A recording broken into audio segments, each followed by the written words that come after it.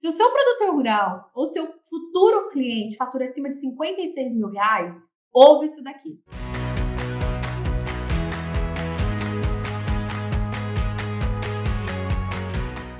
Se você quer entrar de uma vez, né, quer dar o pontapé inicial para entrar no mercado do agronegócio, ouve o que eu estou falando. Por quê? Porque esse é o pontapé inicial, visto que no agronegócio 85% dos produtores rurais brasileiros são pessoa física e cada um deles, eles dependem dessa escrituração para eles conseguirem apurar o seu imposto de renda.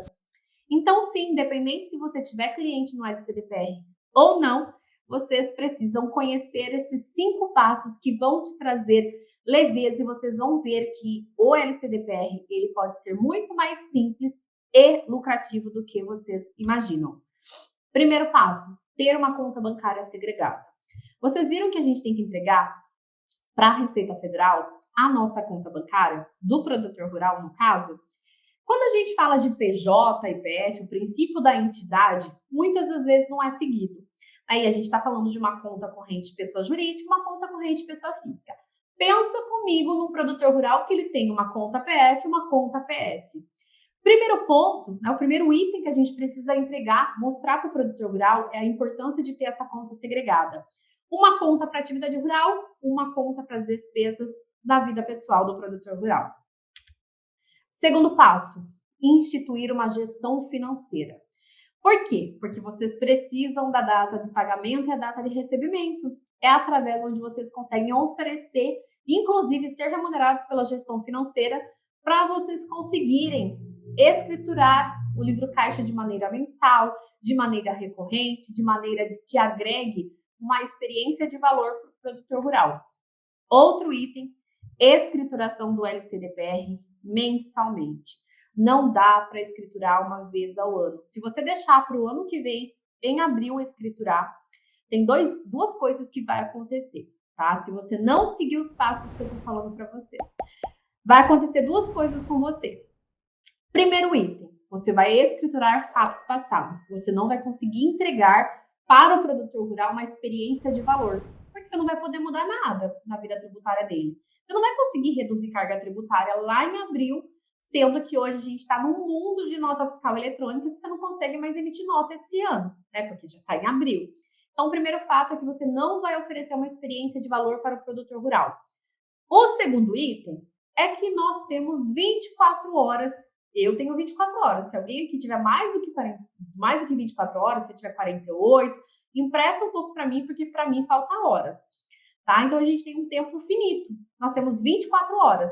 E o que acontece? Lá na época do imposto de renda, é uma loucura. Em qualquer escritório contábil, com qualquer profissional contábil. É uma loucura e você tem um tempo que você vai conseguir atender um limite de produtores rurais.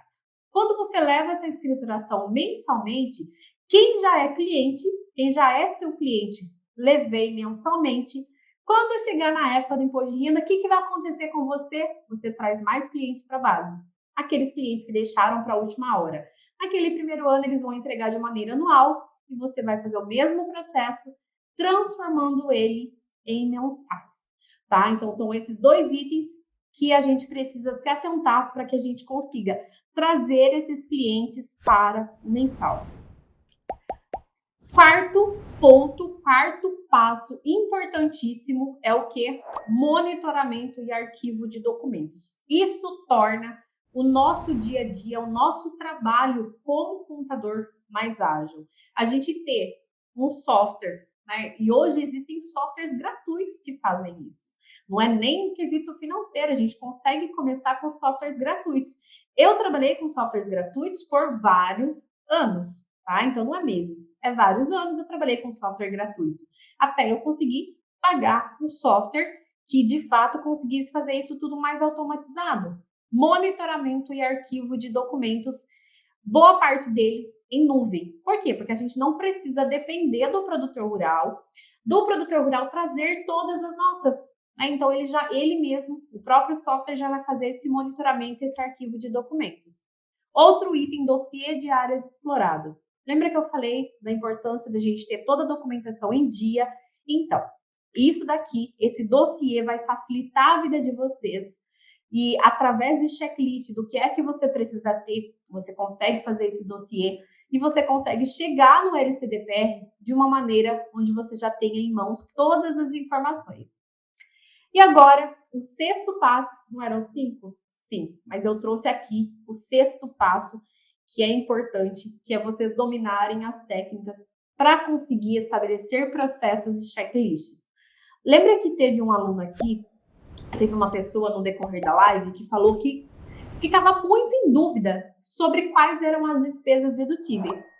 E como é que eu sei quais são as despesas dedutíveis? Conhecendo o dia a dia do meu cliente produtor rural e também do que é que a Receita Federal ela vem trazendo, né? O que é que ela diz que é possível você deduzir.